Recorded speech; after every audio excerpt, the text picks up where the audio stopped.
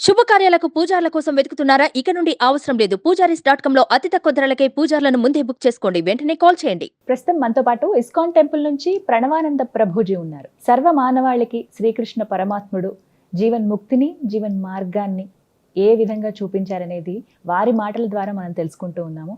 వారు ప్రత్యేకంగా గోవర్ధన్ ఇకో విలేజ్ ముంబైలో ఉన్నటువంటి ఆశ్రమంలో వారు సేవ చేస్తూ ఉంటారు. శ్రీకృష్ణ భగవానుడి గురించి, వారి లీలల గురించి ఎన్నో వీడియోస్లో మనం వారి మాటల్లో వింటూ ఉన్నాము. ప్రస్తుతం మనతో పాటు స్టూడియోలో ఉన్నారు ప్రణవానంద ప్రభుజీ. వారితో మాట్లాడదాం, మరిన్ని విషయాలు తెలుసుకుందాం. నమస్కారం ప్రభుజీ. హరే కృష్ణ. నమస్కారం అండి. ప్రభుజీ, వైకుంఠ ఏకాదశి వస్తుంది. చాలా విశిష్టమైన రోజు అని చెప్తూ ఉంటారు. కొన్ని కొన్ని ప్రాంతాల్లో అయితే అసలు పండగే ఆ రోజున. అందులోనూ ఆ రోజు స్పెషల్ దర్శనం ఉంటుంది ప్రతి ఒక్కరికి వైష్ణవ ఆలయాల్లో. ఏకాదశి వ్రతాలని కూడా ఆచరిస్తూ ఉంటారు. ఆ వ్రతాలు ఎలా చేయాలి, చేస్తే ఏమిటి అనేది కూడా చాలామంది ఒక క్వశ్చన్ అడుగుతూ ఉన్నారు. ఆచరించే విధానం చెప్పండి, అలాగే చేస్తే కలిగేటువంటి ఫలితం ఏమిటి, ఎందుకు చేయాలి అనేది కూడా వివరించండి. అన్నిటికంటే గొప్పదైన వ్రతం ఏదైనా ఉంటే అది ఏకాదశి వ్రతం. అన్ని వ్రతాలు చేసి ఏకాదశి చేయకపోయారనుకోండి, ఏ వ్రతం ఫలితం రాదు. ఓ, ఏకాదశి వ్రతం ఒక్కటి చేసి ఏ వ్రతము చేయలేదనుకోండి, అన్ని వ్రతాల ఫలితం ఏకాదశి ఇవ్వగలుగుతాం. మన శాస్త్రంలో ఉపవాసం అని చెప్పింది కేవలం ఏకాదశికి మాత్రమే. ఓ, కానీ చాలా మంది ఈ రోజు మేము ఉపవాసం చేస్తున్నామండి, ఆ రోజు ఉపవాసం చేస్తున్నామండి, అలా ఇలా చెప్తారు. కానీ ఎక్కడ కూడా అంత నియమంగా ఉపవాసం గురించి చెప్పింది మన శాస్త్రంలో, అంత నియమంగా ఉండాలి అని చెప్పింది కేవలం ఏకాదశికి మాత్రం. విష్ణువాసరము అని అంటారు. అన్నిటికంటే favourite day of lord Vishnu Ekadashi. Ekadashi వ్రతం వల్ల అసలండి దాని వల్ల వచ్చే ఆధ్యాత్మిక బెనిఫిట్స్ అనేవి మనం చెప్పలేము.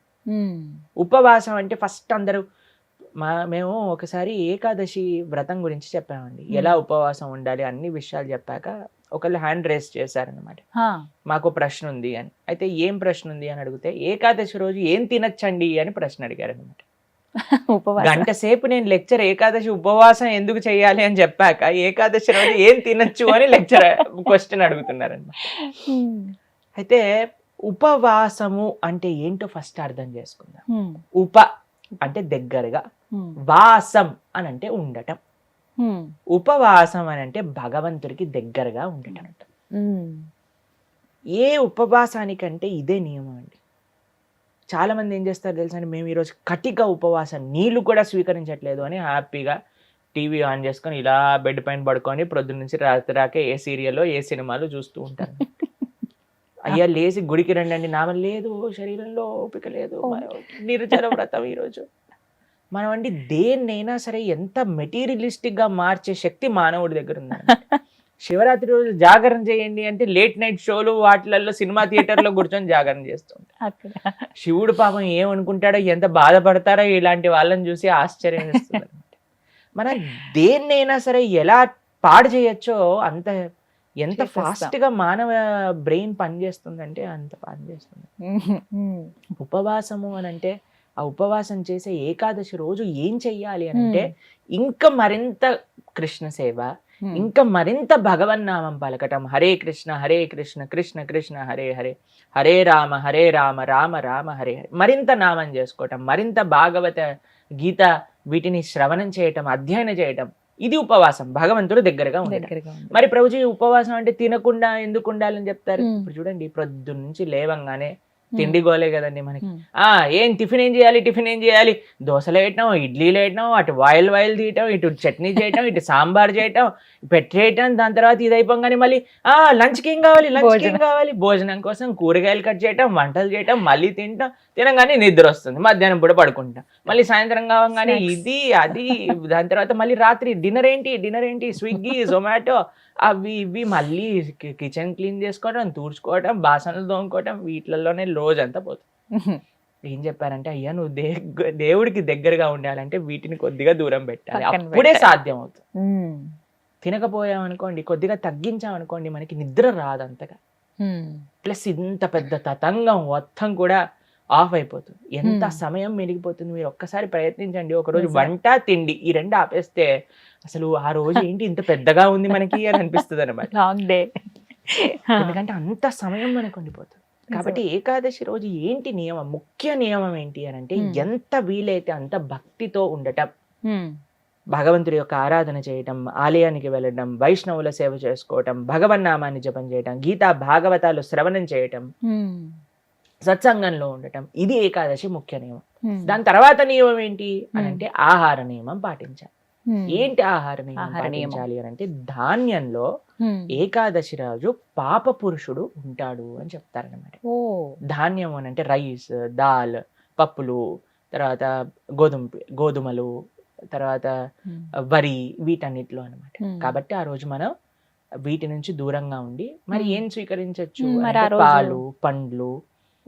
తర్వాత మీకు అవి కూడా కాదండి, మరి మాకు ఇంకా శరీరం సహకరించట్లేదు, కొంతమంది ఉంటారు కదండి, బీపీ ఉంటుంది, షుగర్ ఉంటుంది, అటువంటి వాళ్ళు ఏం చేస్తారు అని అంటే మీకు సగ్గు బియ్యం అని దొరుకుతాయి, లేదా కొర్రలు అని దొరుకుతాయి అనమాట. వాటిని ఇవన్నీ కొన్ని ఏకాదశి రోజు స్వీకరించవచ్చు అని ఎలవ్ చేసినాం అనమాట. కాబట్టి ఇప్పుడు సరే ప్రభుజీ సాబుదానా సగ్గుబియ్యం ఎలవ్ చేశారంటే సగ్గుబియ్యం పాయసం, సగ్గుబియ్యం వడలు, సగ్గుబియ్యం ఉప్మా, అన్ని ఒక 10-15 రకాలు చేసుకొని తినమని చెప్పట్లేదండి మేము. ఎవరికైతే వీలుంటుందో ఒక్క రకం చేసుకోండి, వాటిని ఆహారాన్ని స్వీకరించి శరీరం బాగుండేటట్టుగా చూసుకొని భగవంతుడి యొక్క సేవలో పెట్టుకో.